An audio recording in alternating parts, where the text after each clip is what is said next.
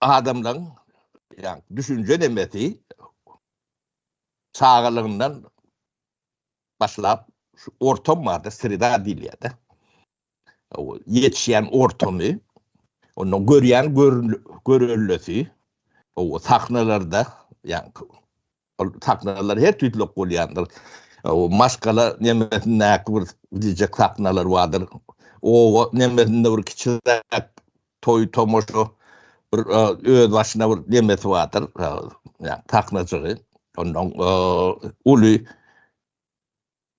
devlet nemesinde yani presse diyede, medya, o da ulu sahnadır. Yani təzelikler, havarlar, nämeler.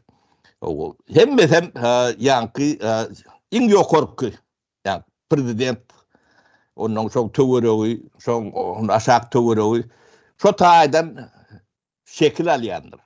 Renkini, hasiyetini şu taydan emiyede. Onun aşağı tink gidiyede. İnni